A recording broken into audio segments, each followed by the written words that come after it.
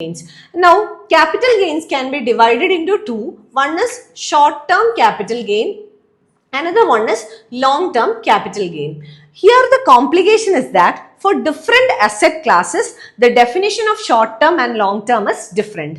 Let us take for example, real estate or land. Okay, if you take an example of real estate, up to 3 years, it is considered as short term. Like in this example, you bought this maybe land in 2018 and assume that you are selling it in 2020. That is after 2 years. It is short term capital gain. So in case of real estate, short term is up to 3 years. But when we come to financial assets like shares, securities, etc., up to 1 year is considered as short term and above 1 year is considered as long term. So for different asset classes, the difference between short term and long term, or the definition of short term and long term, is different. I hope you understood the concept of capital gains. Coming to the tax proposal, rationalization of capital gains. That is, short term gains of financial assets will attract 20%. Earlier it was 12.5, but now it has been increased to 20%.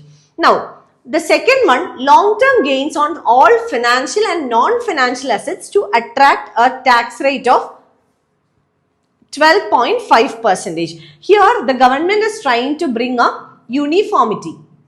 That is, whether you have gained value in your financial asset or a non-financial asset, the rate will remain the same, that is 12.5%. Next is increase in the limit of exemption of capital gains on financial assets to 1.25 lakh per year. That is exemption based on your inflation. So these are the major changes announced in terms of capital gain. Next one is abolition of angel tax. Now you need to understand the concept of angel tax.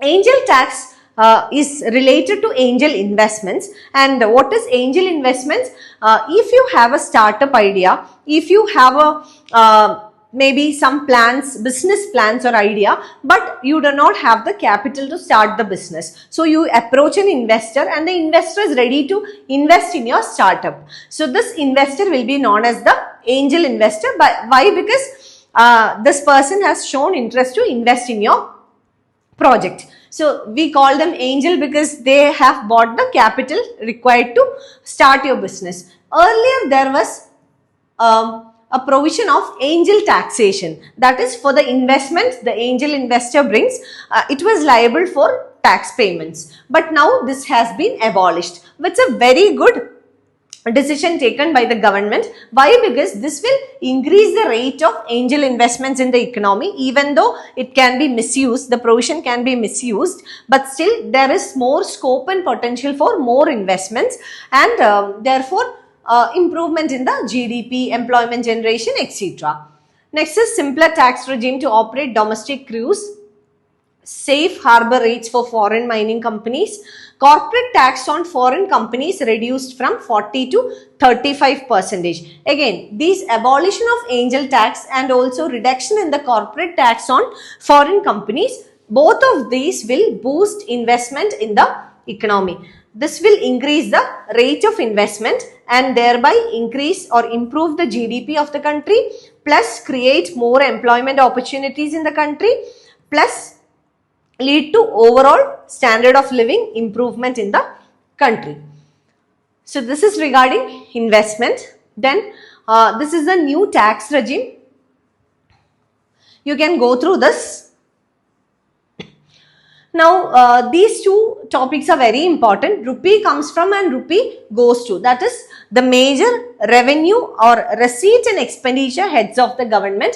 First we will see which are the major receipt heads of the government.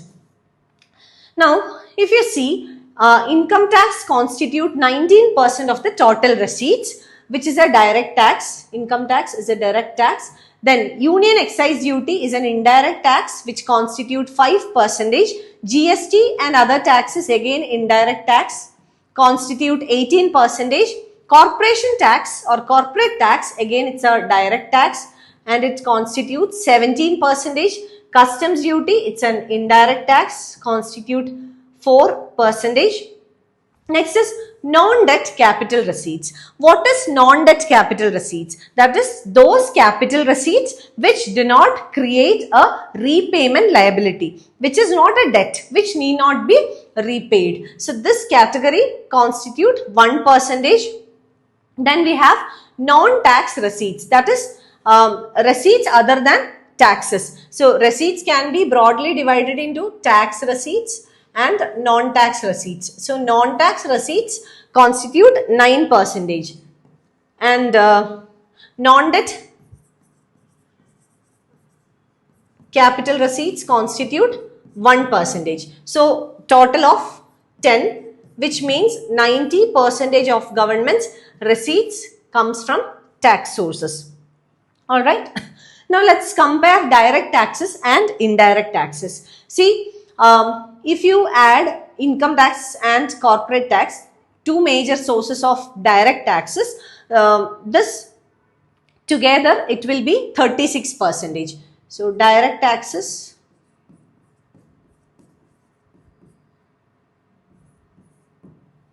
I forgot to mention about borrowings and other liabilities.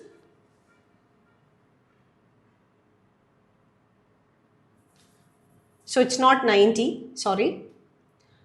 Yeah. So yeah, direct taxes constitute 19 plus 17, which is equal to 36%. And if you see indirect taxes, that is 4% plus 18, 4 plus 18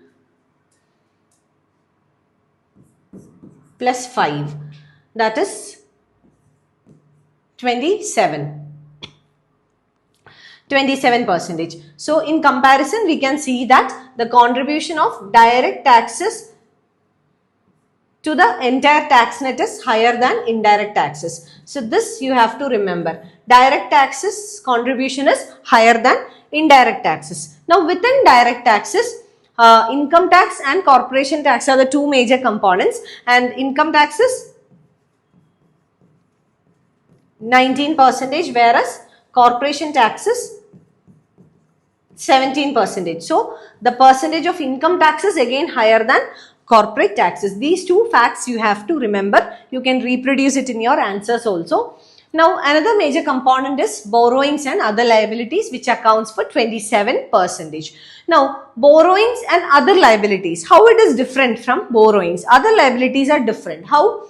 Other liabilities here refers to the money that the government uses or withdraws from the public accounts of India and uses it to meet the budget expenditure. So government has three types of funds. One is consolidated fund of India, another one is contingency fund of India, and the third one is public accounts. Public account is where all the pension, the post office savings, EPFO, all these are kept in the public accounts. It is the public money. So government can use money from public account and has to repay it to the actual owners. So this is not a borrowing actually, it is only a liability because it has to be repaid. So this is the money that we refer as the other liability. So borrowings and other liabilities constitute 27%. Next is rupee goes to, that is the major expenditure heads of the government.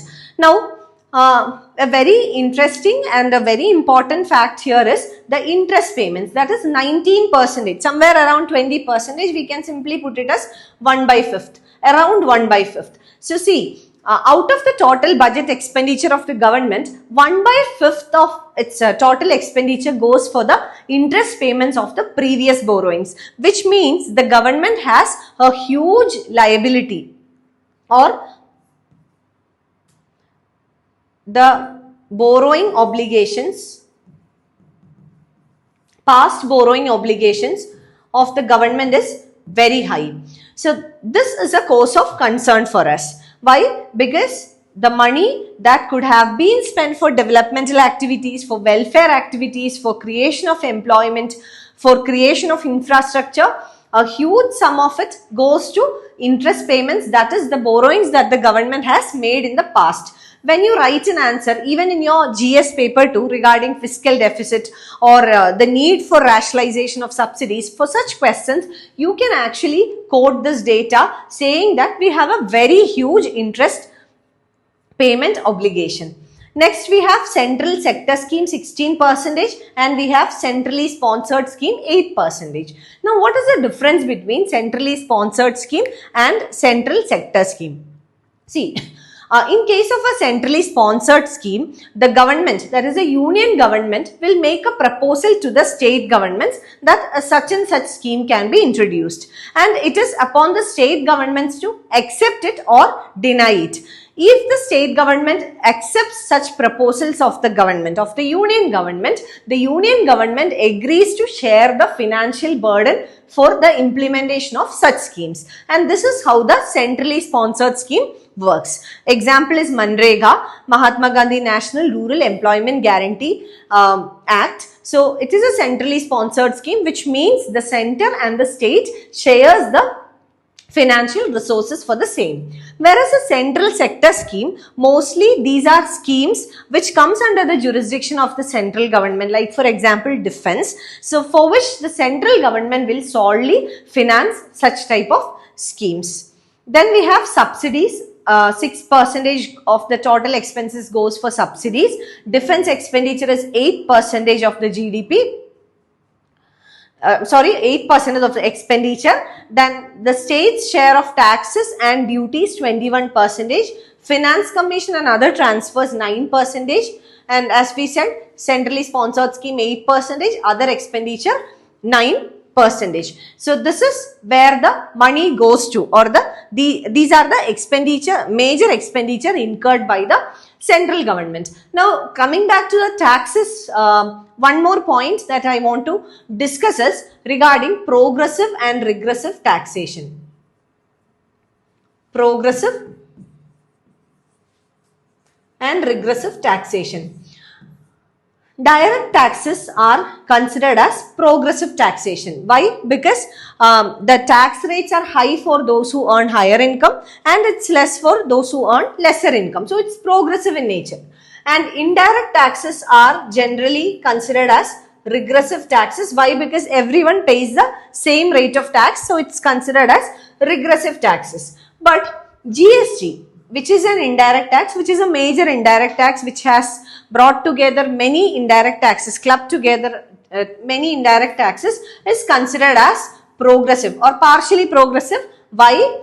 Because there are different tax slabs under GST. For luxury commodities, the taxes are high, and for normal commodities, for necessities, the slab is kept low. That's why GST is considered as progressive. So you have to remember this also. Next is expenditure of major items. These are all numbers, but you can roughly have an idea regarding what are the top 5 items for which the government spends most of the money. Such kind of things you have a rough idea. No need to by heart all of these numbers or the order or anything. Just have an idea where does the money go to and which are the important sectors where maximum money is spent. Now these are the major schemes. Here also just have an idea which are the major schemes, maybe 3 or 4 major schemes for which government spends maximum money. MGNRGA, research and development, nuclear power projects, PLI, that is production linked incentives for pharmaceutical industry. Again, pharmaceutical industry is very important because we have a huge export potential here, and pharmaceuticals are also one among the top 5. Solar grid, because of our commitment towards green economy. Development of semiconductors and display manufacturing. See, how can you use this data in your answers? For example, you get a question on semiconductors or semiconductor industry. You can write this in your introduction or maybe in your conclusion that semiconductor or development of semiconductors and display manufacturing or semiconductor industry is one among the sectors or schemes for which government spends maximum money. So you can quote such things, you can use the data for all that. Now these are the numbers relating to the receipts and the expenditure of the government. See, you will see that the budget estimate for 24-25, the revenue receipts is going up. Again, comparatively, 2023-24 financial year also, the revenue receipt has slightly gone up. So it's showing a positive trend actually, and we are expecting a more increase in the revenue receipts. Now here, the capital receipts has come down.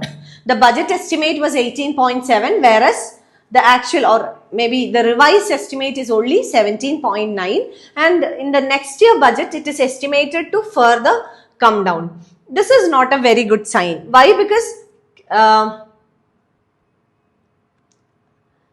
capital receipts, again, this can be debt creating and non-debt creating. Now, if the capital receipts is going down and if it is due to a reduction in the debt creating capital receipts, it's a good sign. Now, if it's because of non-debt creating, it's not good. So, hopefully, see, we'll come to it in detail, the difference between capital and revenue receipts and all that. So, here we hope to reduce the debt creating capital receipts, that is the borrowings, which will have a good impact on the economy in terms of fiscal deficit, etc. Then revenue expenditure, it's going up, it's showing a upward trend, and effective capital expenditure. Now I need to explain a little bit about effective capital expenditure, what it really is. It is capital expenditure plus the grants given to the state for the creation of capital assets. Now, if you see the grants given to the state governments for the creation of capital assets, in the budget it is shown as a revenue expenditure of the central government. Why?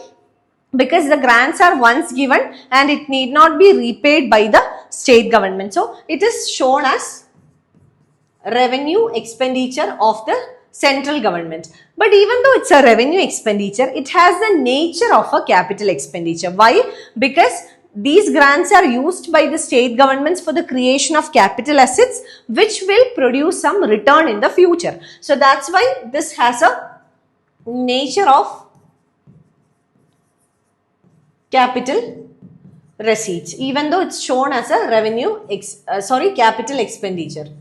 Not receipt, expenditure. Even though it's shown as a revenue expenditure, it has the nature of a capital expenditure. That's why we add the grants given to the states along with capital expenditure, and we have effective capital expenditure. So remember what is effective capital expenditure, it's important. So that's it with regard to our budget discussion. There are certain basic concepts that you need to know and understand to understand this video completely. But I'll be doing subsequent videos to make you clear the basic things of economy. We'll meet again with more videos. Thank you so much for watching.